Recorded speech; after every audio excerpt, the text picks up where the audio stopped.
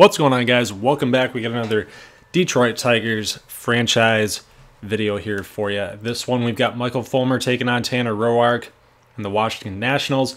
Got 8-7 Detroit against 8-5 Washington. This is still spring training. If you guys did not see the episode last time, we had some guys step up. Had a lot of guys step up. So just doing a quick rundown of the box score, just so you guys can see what happened. But Gutierrez, Felipe Gutierrez, that second baseman that we drafted, went 2 for 4 with a ribby. Had a big double, had a big RBI double, in fact. And then Esposito came on. That's Robbie Esposito, the backup third baseman, who we also drafted 2 seasons ago. Went 1 for 1 in a pinch hit situation. He took over for Alex Bregman. Yasiel Puig, 1 for 4. Grichuk had a run after a hit. And then Pablo Sanchez, our first base 18-year-old prospect, went 1 for 4 with an RBI. So he stepped up as well. So, guys, young Tigers are stepping up big time. So it's going to be fun to see how they do against the Washington Nationals. Obviously, this team and the Tigers won the World Series last season. So we're... it's hard to say. It's hard to say if we really, are at that level, if we're an elite team. As you guys know, this roster is not made up of a bunch of stars. So in a way, it was kind of an underdog team that really got hot at the right time to win a World Series. And now we've got a situation where the players on our roster who are okay and good players are now becoming older and, not going to be as productive. So our young guys are going to have to start coming on and taking over and really helping us maintain that level of success. So it's kind of a weird spot to be a Tiger fan right now if you're following this, especially for me too, because it's kind of hard at this fork in the road with the players that we have on the roster. So in comparison with the Washington Nationals, I mean, they have a lot of mixture of a young guy crew and an older guy crew. So it's kind of the same situation for them, except we've ended up having more success than the Nationals have. So they've never been to a World Series, and despite how hard that they've tried. So it's going to be interesting to see how we match up against this team and see a familiar face in Miguel Cabrera. So let's check out this Washington Nationals team and let's see how Michael Fulmer does and if he can continue to carry his 2.81 ERA into this game. So catch you in the highlights. All right, guys, so just like last time, here is the lineup that we're going to throw out for the Tigers. We've got Rico Rodriguez starting at left field. Pretty good player here. 34 power, though. 41 power, not the most powerful guy, but good leadoff hitter, good speed. 68 contact, 77 contact on the left side. Felipe Gutierrez, we're going to see more of him, but I want to see him at second base. Even though those 40 fielding stats are not the greatest, I do want to see how he does. JD Martinez in the number 3 hole. Luis Valbuena in the 4 at first base. I was debating on whether or not I wanted to put him or Pablo Sanchez at first, but look at those stats, guys. 6 home runs and 35 at bats. Like, that's crazy. That's almost, well, let's see. That's 6 and 6 is 36. So that's almost 1 home run every 6 at bats. I mean, that's incredible. Harper Ham, we're going to put in number 5 hole to catch Michael Fulmer. I want to see how he does. His arm is terrible. 42, but fielding, not so bad. I think he's probably, he might end up having to be a first baseman. I mean, that arm at 42, maybe even a designated hitter at some point in his career, because you can't have a 42 arm, my friend. Manuel Margot, we're going to put in the 6 hole. I want to see some Dixon Machado in the 7, Jacoby Jones at third base, and then Michael Fulmer in the 9 slot. Grichuk, Profar, Taylor, they're going to all get the day off. We saw Alex Linder. Wasn't too impressed with how I played with him. Maybe I just got to get used to him, but I want to give him more of a shot. Should end up putting him over Felipe Gutierrez in this game, but you know, oh well, not a big deal. Gavin Cicchini, saw some of him in the last game. Alberto Guzman, saw a lot of him in the year number 1 of our Tigers, and he didn't do so well. So this 50 contact, you know, he's not a very good hitter. He's more of a speedster type of guy. I wanted to see Josh Fedgley at catcher for Harper Ham, but you know, Fedgley's a AAA catcher. You know, not much to see there. Leland Boyce, that's one of your guys' that we signed in the free agents. Just kind of sitting there. 82 contact against lefties. We'll have to maybe pinch hit if we end up facing off against a left-handed pitcher. So that's your lineup. Let's get right into the gameplay.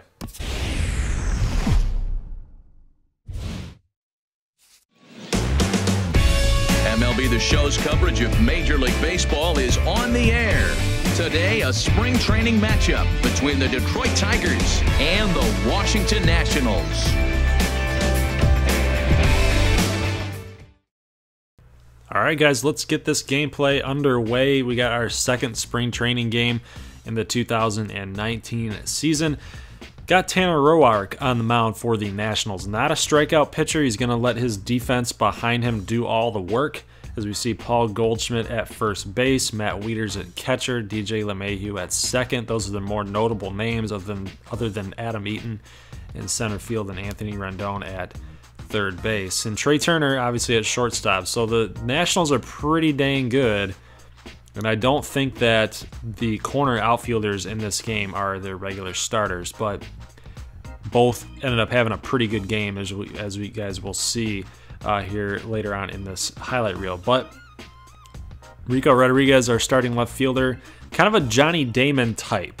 When I was watching him play in this game, I hadn't seen him play before in these gameplays, and he reminds me a little bit of Johnny Damon. He's got a really good contact numbers, not a whole lot of power, very fast, and doesn't really have a good arm out there in left field. So Felipe Gutierrez coming up here, second baseman. Love this guy's swing, man. Like he just laces this ball into the right center field gap for a double. That's his second RBI in, I wouldn't say in as many games, but in both videos that we've shown Felipe Gutierrez, he's done exactly this. Shoot the ball the other way, get an RBI double. Like, the guy's just nuts, and I love playing with him, and I think he's the second baseman of the future. He's 19 years old, guys. So gotta watch out for this guy. Like we talked about in the pregame, or the little intro to this game here, his fielding is not so hot. I stress it every single time I talk about Felipe Gutierrez, but hopefully we can see him field some ground balls, see what he's got. Hopefully that 40 level isn't as bad as I think that it is, if that makes sense. I want to see how the 40 rating works. Is he going to bobble everything that gets hit to him? Is he going to drop fly balls? Like, what does 40 overall mean with fielding? But Michael Fulmer got a 1-0 lead so far in this spring training game. Trey Turner up to bat, and we're just challenging him. Hit the fastball, man. Just hit that fastball, and he's just taking everything. 0-2 count, and Fulmer blows the fastball right by him. And you guys can see here in this little replay, we just started pitching him in just a little bit after every pitch. So you got fastball to the outside, fastball down the middle, and then fastball to the right. A little bit inside. Runner on first base after a base hit, and then Paul Goldschmidt is going to take a pitch here, but Harper Ham with that 40 arm strength, not able to nab the base runner there. That is Emmett Wilson, the left fielder for the Nationals in this game. He had a pretty good game. And I'm actually thinking that he's going to be a pretty solid player for them. Ground ball moves the runner over to the first, and here is Anthony Rendon, and he's going to pop out, to Luis Valbuena. Easy play in the sun. Got some bright sun here in Florida, but Valbuena makes the play. Let's go to the second inning now. We got a 2-2 count on the right fielder, Otto, and he's going to send a ground ball over to Gutierrez, who's going to make a pretty good play. Pretty good play for a 40 fielder, right? I kind of like what I saw right there. Charged the ball, stopped, pivot, throw. Good job. 0-2 count here on Adam Eaton, and he's going to strike out on a nasty, nasty changeup, 86 miles an hour.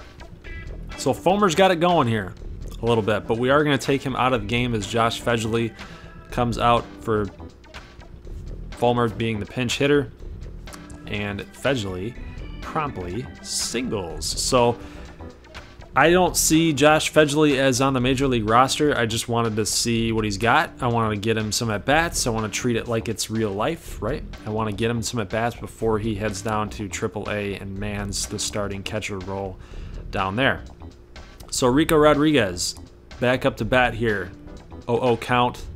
None down in the third inning, and he's going to go right back up the middle yet again. And second baseman just can't get there. That's DJ LeMahieu. So the first one he got to, the second one he can't. So Rodriguez is now 2 for 2 with 2 singles right back up the middle. So his approach, love it. Absolutely love it right now. He's probably going to be a guy that we might have to consider bringing up to the majors as a backup outfielder. If Margot and Taylor, you know, really struggle this spring, do we even consider it?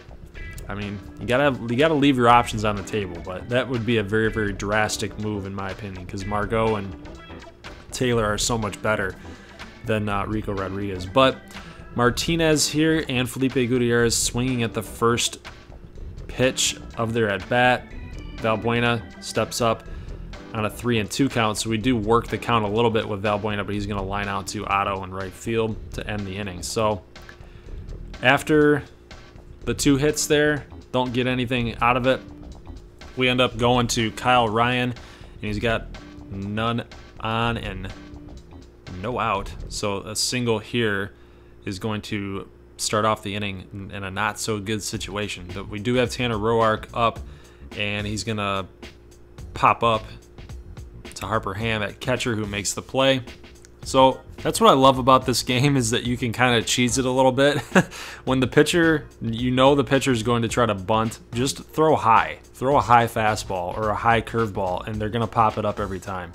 Like, I love that. So Roark gets out, so that's the first out in the inning, and then a double by Emmett Wilson, the left fielder. We talked about him because he stole a base, and I think that's his, I mean, he's 2 for 2 now. Then we got Paul Goldschmidt with 2 down, and that ball is gone. A 3-run shot for Paul Goldschmidt. That's what they paid him the big bucks to do, so he's getting into mid-season form here in spring training. And Kyle Ryan, you know, it's okay. It's all right. It's okay. We know you're not an elite pitcher, but we want to get you some innings, want to get you some facing some live hitters, get some XP going. 0-2 count on Anthony Rendon, and a curveball that gets sent out into left field. Rodriguez throws it back in. That's a good hit. It's a good hit. There's nothing you can really do about it. I mean, that's a curveball that was breaking down and inside, and Rendon just knew what to do with it. And then DJ LeMahieu on a curveball slash slider that started breaking into the inside part of the plate. You know, right down the middle, DJ LeMahieu is going to do damage right there, and that's exactly what he does, is he gets an RBI double. So now, instead of it being a 3-1 ball game, we got a 4-1 ball game here now. And now we've got runner on second. That's still DJ LeMahieu, and a fly ball to Rodriguez makes the catch. So, you know, some damage across the board, but all in all, it was mostly due to that home run by Goldschmidt. And Goldschmidt against lefty, he just rakes, right? So I'm not worried, and I'm not too concerned at this point with Kyle Ryan, but I would have liked to see him actually execute, because he had those 2 hitters down in the count. So he had Goldschmidt down. Actually, no, he didn't have Goldschmidt down in the count. It was 0-0 count. He had Rendon down in the count 1 and 2 and couldn't strike him out. and then DJ LeMahieu comes up and does what he does. So if he just executes on one more pitch, we get out of that inning. Gutierrez makes this play, so I like what I see. I like what I see. I can't lie, guys. Can't lie. He's not bobbling anything. He's not making errors. Speaking of making good defensive plays there in Margot, tracks this ball down in center field, makes a nice running catch. And then we've got another opportunity for Felipe Gutierrez, who actually makes this catch on the run while backpedaling. So maybe 40 overall with fielding isn't really that bad, right? I'm not comfortable with it by any means to putting him out there, but at the same time, you know, I'm not totally, you know, too worried about it at this point. Single here, John Neese is out there getting some innings. Paul Goldschmidt with no outs. We got an 0-2 count, and he's going to lift a fly ball out there to Rodriguez. And check out the arm on Rodriguez. This is what I was talking about. He kind of reminds me of Johnny Damon. It's not the best arm out there in the world. Kind of just, it's soft. it's soft. Margot makes a good play out there in center field. So we got 2 down. Jonathan Neese trying to work himself out of trouble here. We got runners on first and second in the 5th inning, and then DJ LeMahieu comes up again and gets another RBI. It's going to be 5-1 now, guys, and this is pretty much where the wheels fall off. And I hate saying it because I feel like the Tigers have played pretty well in this game. It's just, it's a matter of closing. You know, it's a matter of closure. And as we see here, look at Margot, should make this play, but he does not. As the sun gets into his eyes or something, I don't know what happened. Maybe the line drive, the baseball got caught right up in the sun, couldn't see it. But you got to make that play, man. Closure, that's what I'm talking about. Just one play, one pitch, one play, execute it, and he does not. So he drops the ball. It's now 8-1, and then JD Martinez dives for a ball here in right field. It goes all the way to the corner.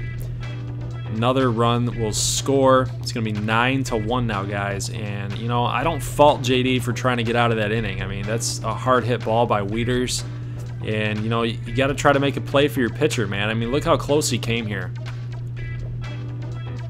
Right there. Very, very close, but just unable to close. That's what I'm talking about. And then this pitch here to Strasburg, going to be in the dirt, and he's going to strike out. So Jonathan Neese, that's really the story. That's really the book on him in this game, is just closure, just execution, just making that final play defensively, and, you know, just really executing your pitches and locating it where you want to. Gutierrez comes up, gets another single, so he is now 2 for 3, and then JD Martinez comes up and gets a single. So Tigers, I mean, down 9-1. We're probably not going to score 8 runs, being in the 6th inning, as Margot comes up with runners on the corner now, and he's going to ground out to third base. Rendon makes the play at second, so nothing doing. Tigers threaten, but nothing doing. 9-1 game. Bobby Borders comes out and just trying to get him some work. That's kind of the strategy at this point. Just get everybody in as much as you can. Matt Bush would later come into this game and pitch 2 innings, but I decided not to show that because this game is pretty much over. But good pitch by Borders to strike out Emmett Wilson, who was on fire all game long. Goldschmidt also flies out to right field, and JD camps underneath it. It's going to make this play. So 3 up and 3 down for Bobby Borders. Good job by him. And then Rico Rodriguez comes up and gets another single, guys. So he is 3 for 4 on this game. He might be threatening and making a case, a late spring training case, to get on the 25-man roster. Felipe Gutierrez as well in a 1-0 count. And actually, we're going to steal here. Rico Rodriguez comes up there standing. So, awesome. Awesome. I love it. He's so fast, too. I love it. And then Gutierrez gets a single here. We're thinking about sending Rodriguez, but you know, hey, maybe in a 9-1 game, you might as well try it. But trying to get everybody at bats, I'm trying to get my feel as well. Ground ball by JD Martinez ends up scoring Rodriguez from third. So we do scratch across a run. It's 9-2. And that was Matt Bush pitching. And now we go to Tyler Chatwood, who's just trying to get some work. Ellsbury, the pinch hitter. Yes, Jacoby Ellsbury is a Washington National in this game. And then he's going to pop out to James McCann. So last out of the game, guys, Dixon Machado, 0-2 count, and he's going to strike out. So Tigers, you know, I'm not too impressed with the performance, but I'm not worried about it either. I think that we didn't have our starting 9 in this lineup. This was a game just to show you guys the backups and some of the guys that I was thinking about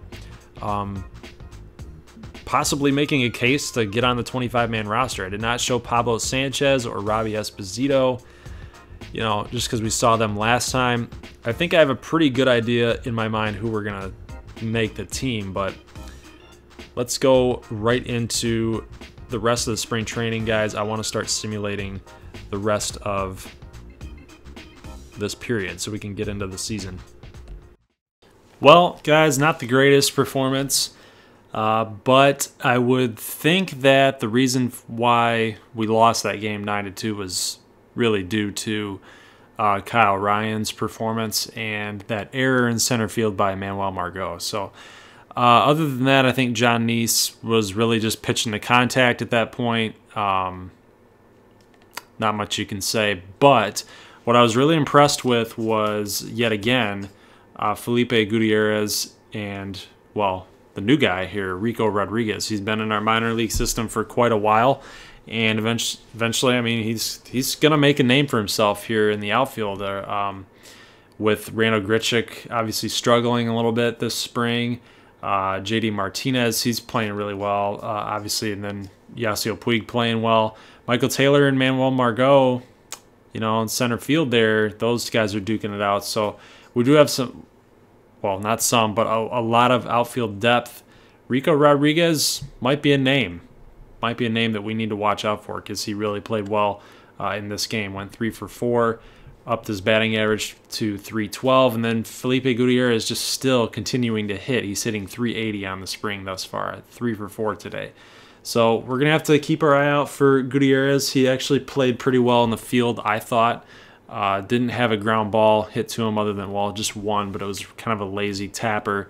So we'll just see. We'll just see what happens. Let's go ahead and simulate the rest of the spring, and we'll go from there. So we'll make our additions and our cuts to the 25-man roster in next episode, but I just want to see how we do. And that's not good. So if you guys have been following the Deshaun Watson and the Houston Texans series, Deshaun Watson's out for 6 weeks in our series in spring, and not spring training, but preseason. And now Alex Bregman has broken forearm, out for 1 to 2 months. So that's not good. That's not good. So we're gonna put him on the 60-day DL, and then you know, we'll have to make some changes here. I did not foresee this to happen, but with Bregman on the DL, our third baseman is probably going to have to be... Can't be Alex Linder. It might have to be Josh Rutledge. Rutledge might have to play third, and then Linder will probably have to take over at second, unless Felipe Gutierrez somehow starts to play well.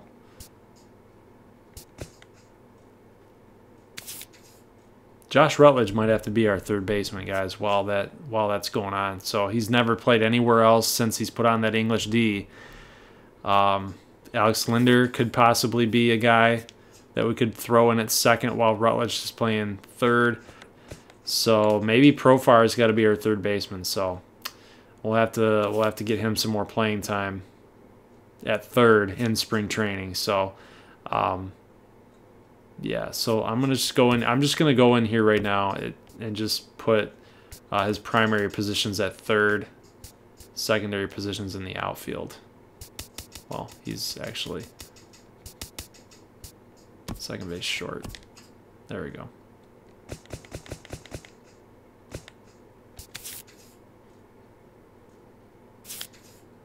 So actually just what happened is that now all of his secondary positions have changed, but we all know he can play everywhere. So yeah, he's going to have to be our backup third baseman until Bregman comes back, and then I'll just shift him back over to left field backup. So we'll run with that and see how that works out. But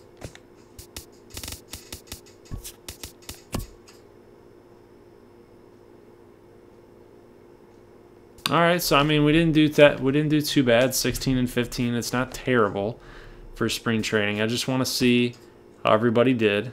So Fulmer had a 1.8 ERA. That's really good. 2.98 for Puig. Not bad. 0.82 whip for Matt Moore, so 1.64 ERA. That's really, really solid. Brad Brock had a pretty good spring as well. Rano Grichuk, not so much. Hit 7 home runs, but 238, that's kind of what he does. Nunez, 284, not bad. Bregman, 193 on the DL. JD, 257. That's whatever. It's all right. 367 for Josh Rutledge, and Bruce Rondon, yet again, doing awesome. Ross, 3.3, 1.1, not terrible. James McCann, 263, not bad. Profar actually ended up hitting, so he had 3 home runs, 283, so pretty good, pretty good. I like Profar there. Maybe he might be a good fixture there at third base. Matt Bush, we saw him in the last game. Pitched really, really well. Maybe he's just not a simulation type of pitcher. He's not a guy that when the CPU throws him in there, he does well. But I like Matt Bush. He does well for us when I play with him. 392 with Luis Valbuena, so he's having a good spring. Jose De Leon had a pretty bad spring. That is terrible. 26 innings and 6 ERA with a 1.7. Not good. Linder, batting 200, only had 10 at bats. That's disappointing. Margot, disappointing, 170. So he's probably not going to make the team. Danny Norris with a 4 ERA, not too good there. Michael Taylor, 177. So in 96 at bats. So Michael Taylor did not do as well as, let's see, where did Manuel Margot go? Man, Margot go. Where did Margot go? 172 and 29 at bats, and Taylor 177. So that's a tough call. I mean, center field, what are you going to do between these two guys? Obviously, you're going to play Michael Taylor with the 91 arm, but you know, that's just disappointing to see both those guys struggle. Kyle Ryan had that one bad game, bumped that ERA way up, 21.6. He's probably going to be a minor league pitcher. Tyler Chatwood, like what he gave us. Definitely out of the bullpen. Marco Guzman, 6 innings, 6 ERA. I liked what he had with us when we played with him, but obviously he's not a good sim type of pitcher. 238 for Robbie Esposito. Leon had a pretty good spring. Nice brought that ERA down, 1.35. Then Pablo Sanchez, 3.14. So that's really surprising. He had his first home run, 6 ribbies. I like it. Vernon Geary did not end up picking it up, so that's disappointing. 265 for Felipe Gutierrez and 34 at bats. So I thought we were really hoping for Felipe Gutierrez to turn the corner there and become a major league type of hitter, but he fell off after we started simulating, so that's kind of disappointing. So we'll have to see what we're going to do in the next episode with him. Josh Fedgley, 500, only had 6 at-bats, not too good. 341 for Harper Ham, so he's coming around as the backup catcher. Rico Rodriguez, 237. I wish he would have done a little bit better. Cicchini, 172. That's disappointing as well. Alberto Guzman, 111. Nothing to talk about there. Bobby Borders in limited action. Jacoby Jones. Machado. Probably not, obviously not going to make the team. 136 for Leland in 22 at-bats, so he didn't have too many at-bats either. So that is the whole entire roster, guys. So we'll just have to see. We'll have to see what I decide and who's going to make the 25-man. We need to add one more guy to the 40-man, though, because of Bregman's DL stint. So we'll cover all that in next episode. So I hope you guys enjoyed this one, even though we lost.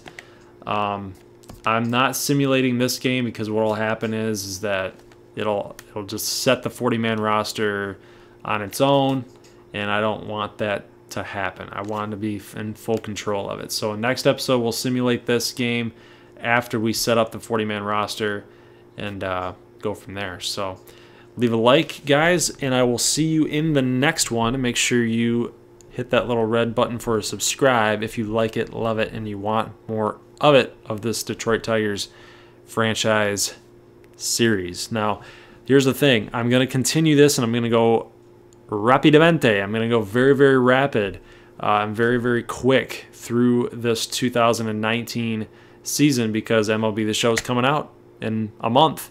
So we'll probably play at least maybe two games per month, and then that should get us pretty close to the end of the season, and then we'll just get the playoffs done if we make the playoffs and go from there. So when MLB 18 The Show does come out, though, I will simulate the 2020, the 2021 seasons in full. I won't be playing any games or showing any gameplay, just so you guys can see how those prospects turned out and how everybody did and how the Detroit Tigers franchise did as a whole with all of our moves. So with simulation.